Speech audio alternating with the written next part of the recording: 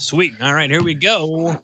Hello, and welcome to the Rock and Roll Podcast. I am your host, John Harris. Usually on my right-hand side is my right-hand man, Gabriel, but the little man is in school, back in school right now. Today on the Rock and Roll Podcast, we have Oblivion Beach, who has a new album called Cold River Spell, which is released on October 10th via Schwarzton Productions. Right now, I'm being joined by Elektrik to share some more information about what the band has been up to during this time, and a couple of tracks from the album. So, Elektrik, welcome to the show. Thank you, John, very much for having me. And let's get to it. Absolutely, my good man. Now, I guess one of my first questions is, with a release in October, one of two things I've discovered have happened this year. Either it was always going to be released in October and nothing's changed, or you guys were actually going to release it earlier, but it got pushed out. No, it was the original plan. Actually, we were heading for, the autumn season. It's a good place to put out some metal albums, rock albums. So yeah, it was the plan. Yeah. Okay, so that takes me to my next question. Takes me to my next question. Then, with the COVID situation, did the year then not really change so much for your guys' plan, minus shows? Not that much. We're a small band, a starting band, so we didn't have like big plans already. That would have been screwed up by the COVID. Well, actually, right now we're just waiting for the Finnish officials to put out the guidelines for the October, whether there's going to be any shows in Finland. We have one booked in 3 weeks, so we're just waiting for the news. Is it going to happen or not?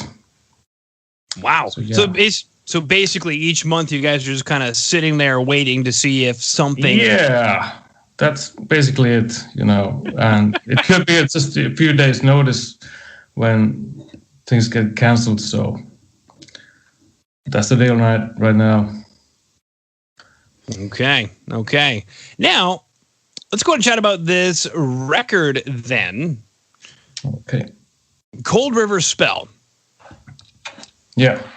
Go ahead and take us through this record. What should we expect from this record? And when I hear the term or the word or the title, Cold River Spell, it almost makes it seem like there is a theme or maybe even a concept to the record, or am I just thinking too much into it? Well, you got a right lead maybe there. It's not a concept album in a complete sense, but there's a nature theme coming through a bit, and those words kind of appear here and there. The theme of coldness and otherworldliness, yeah, it's there. Okay, very cool. Now, one of the tracks you wanted to chat about was Elektrik Forrest, and you mentioned that the nature theme is definitely there. So I guess take us through Elektrik Forrest. What is this track about? Well, yeah, it's about a kind of a relationship between two, well, let's say entities. Could be persons, could be spirits or something like that. And also about a force that comes between these two and starts to, mess things up. So that's what this song is about. Okay. Mm-hmm. Trying to be a bit obscure here. You're doing an excellent job of being incredibly obscure, which is fantastic. I'm watching the music video to see if I can figure out what's going on. Yeah, I think it explains a bit, so everyone listening, be sure to check out the video too. Yeah, which they can do so by going to today's show notes at www.therockandrollpodcast.ca. You can go and check out the music video for Elektrik Forrest. And this is an incredibly unique space that you guys are in. Did you guys end up finding this space, or is it a few different spaces? Did you guys make the graffiti yourselves? No, yeah, it's a really cool place in Finnish Lapland, in the town of Rovaniemi, just on the border of the Arctic Circle. It's an old warehouse, kind of.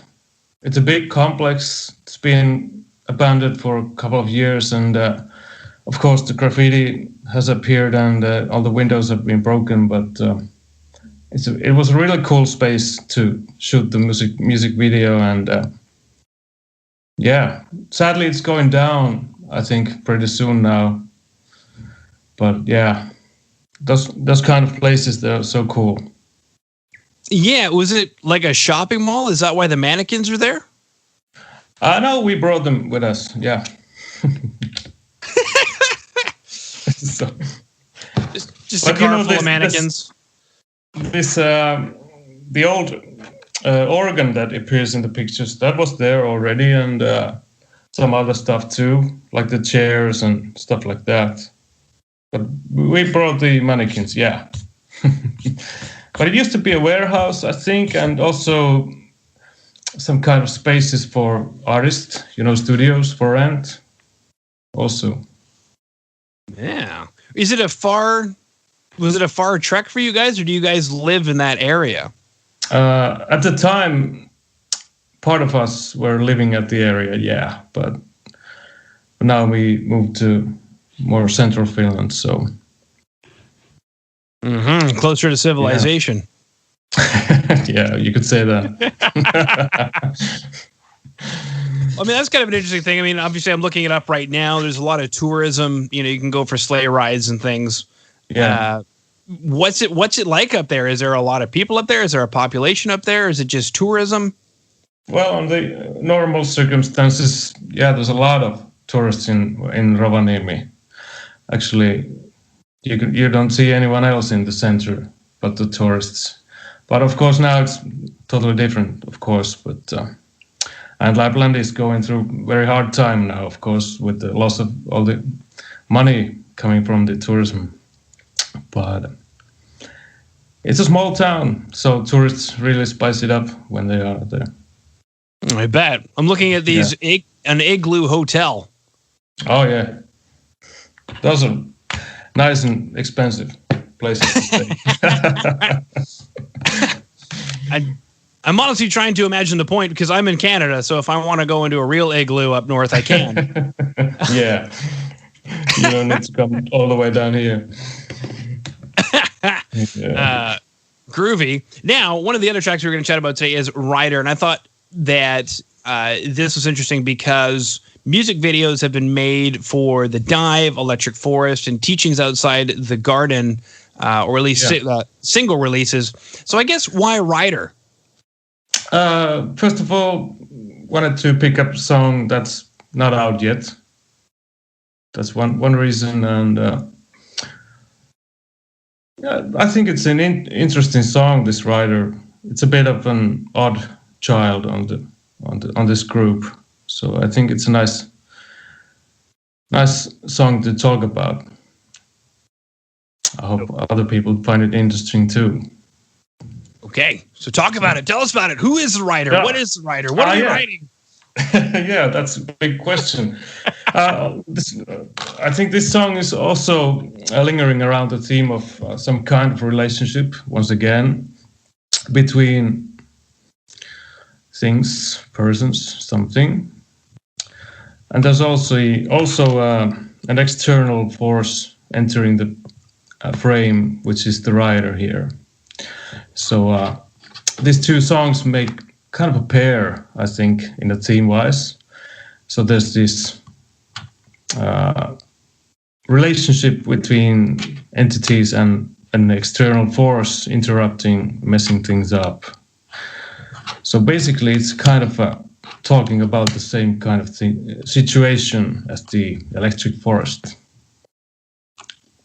So getting down to quite a personal level on one spot, and then taking some distance and introducing some mysterious stuff. Yeah. Well, yeah, you mentioned mysterious stuff there, and even the very beginning of the song, the atmosphere of the track is struck immediately with the dissonant chords that are being slammed in my ear holes. Yeah, that's a super nice tritone chord. Couldn't resist using it. Thanks to Tony Iommi for inventing the for using this interval. I think it's the first time in rock music. It was Iommi using this tritone interval, which this song is based on. Okay. Well, so was it a direct thing? Like you said, one day you're sitting down to practice with the metronome and you're like, man, I should write a song based on this interval, or it just kind of happened? It kind of happened, it just sounds so cool when you play it to me. So it wasn't planned, but, I just knew it. I had to use it when I came up with that riff. So, yeah, dissonance it appeals to me. Mm-hmm. Well, and then something else as well, accompanying it. And, I know it, part of the genre is doom, and doom kind of has a big, juicy, fuzzy sound to it. But I guess maybe take us through a bit of the guitar tones or bass tones, or the culmination of what we're hearing on the record, because it really suits the riff and really helps to engender the atmosphere of at least that track. But I mean, across the whole album, there's definitely an atmosphere.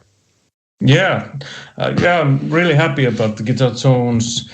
I used orange dark Terrorhead and a super cool Laney, I think it was Supergroup 100 from the 60s.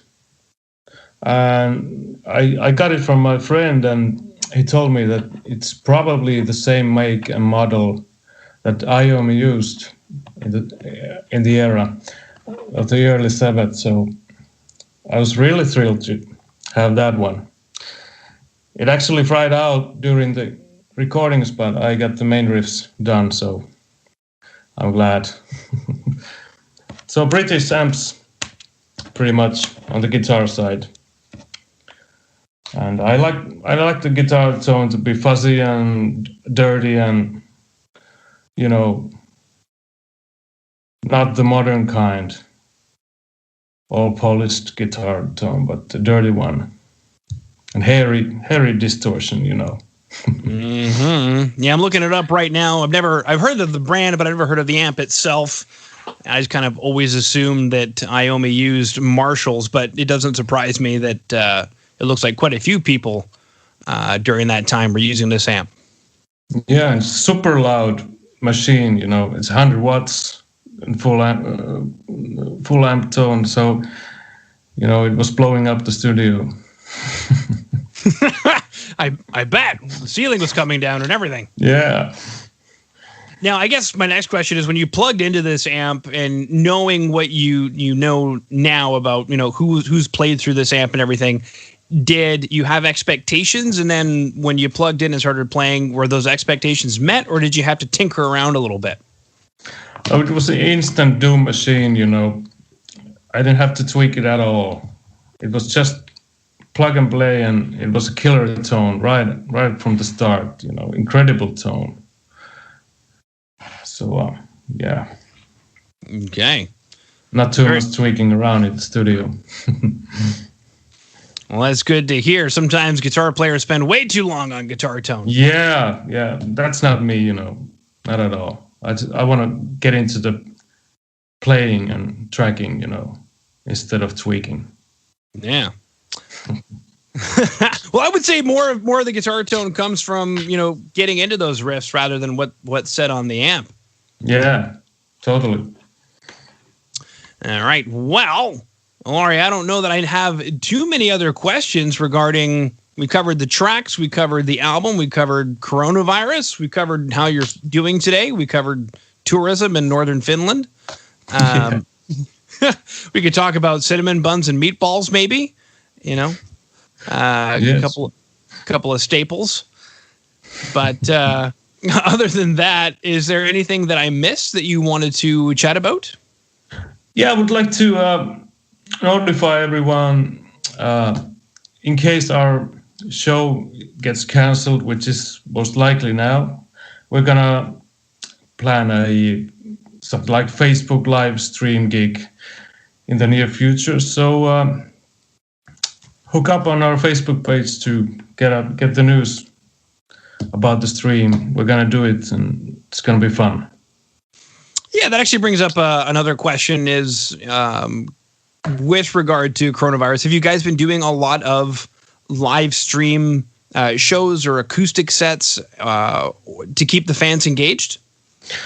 Yeah, we're actually planning the first one now, and we've been training like hell, and we're in a good shape live-wise. So we're really looking forward to doing the stream and doing the live gigs when it gets possible, hopefully soon. So yeah. Cool. All right. Well, then I'll have the link to the Facebook up on today's show notes. So if you're listening in and you want to check it out, go to today's show notes, www.therockmetalpodcast.ca. There you'll go and see the music video for Elektrik Forrest, some more information about today's show, and then as well the link to the Facebook for Oblivion Beach so that you can go ahead and stay in touch if you are on Facebook, and then you can watch the live stream. Now, for any of us who are not on Facebook, do you guys also do stuff on YouTube? Not right now, but maybe we should consider this. I'm not much of a YouTube user myself, but maybe I should look into it, Okay. Yeah, that's a good idea. Maybe we could stream it through the label's YouTube channel or something like that. So, yeah. Groovy. I need to look into this. Yeah, thanks. You are welcome. All right. Well, Ilari, thank you so much for coming on to the Rock Metal Podcast today. Thank you, John, for having me.